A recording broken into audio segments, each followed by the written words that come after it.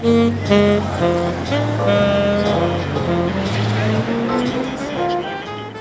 the end of cash blues.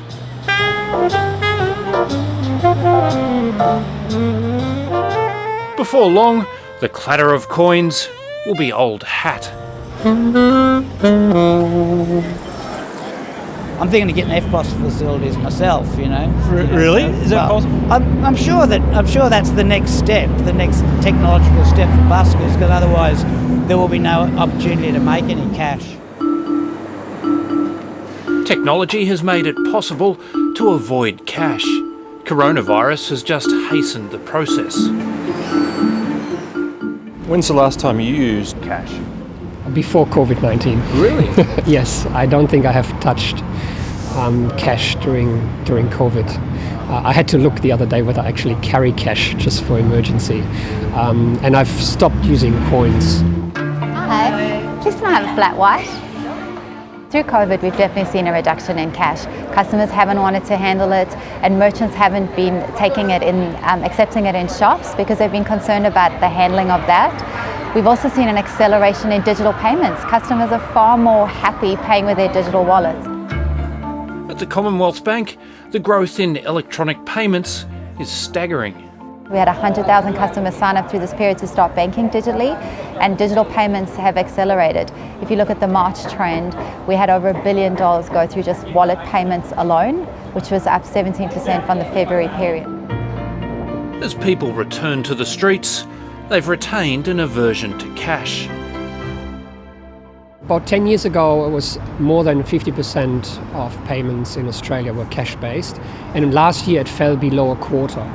And we can safely assume that it has dropped much, much further during COVID-19, and the question is whether it will bounce back.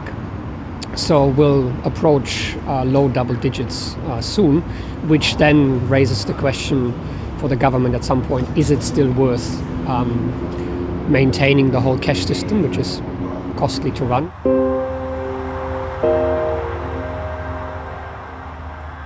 As demand crashes, the production lines at the Royal Australian Mint are running at a fraction of capacity.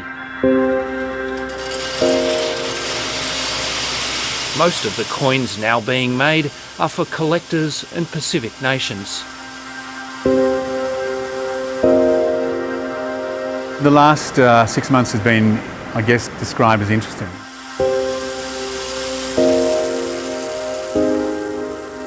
After a long, slow decline, all of a sudden, nobody wants coins. Pre-COVID, we'd seen a decline in demand for circulating coin of around about 53% compared to 2014, and since COVID, we've seen virtually a nil demand for coins in that period of time. We would have been doing around about 250 million to 300 million coins. And that's dropped quite dramatically. That was 10 years ago, so in the last 5 years we've seen a 53% decline. And that's a lot to do with just people moving away from cash and using card, tap and go as an alternative. Coins, not banknotes, are the barometer of what's happening in the real world. Believe it or not, since COVID began, the Reserve Bank has been ordering more banknotes than ever before. So if we're not spending the money, what's happening to it? It turns out we're hoarding it. I suspect what people have been doing too, very fearful about where to place your money. They've gone to the banks and actually withdrawn notes as a way of giving them some sense of security. And neither notes or coins are making it to businesses. We just expect card payments now. It's not even a question of like, are you paying on cash or card? It's usually just like get the card machine anyway. We used to go for like 50-50, even 60% cash when I first started working, and it's now like 90% card. Disappearing along with hard currency are tips for service. I've talked to a few people and they say it's just too fiddly on the machine, and like there's a whole awkward thing. I think people get a bit intimidated with having to be like, oh, add 30 cents as opposed to just throwing 30 cents in for a tip. I think they feel more pressure to give you more. I mean, yesterday was a good day. We got $3.20 each. Yeah. Not much anyway. Not heaps. I mean, pay for a coffee here. Hi, I'm Lee Sales. Thanks for watching this story. If you'd like to watch more of 7:30's stories, they are on the left of your screen. And tap on the button below to subscribe and get the latest from ABC News.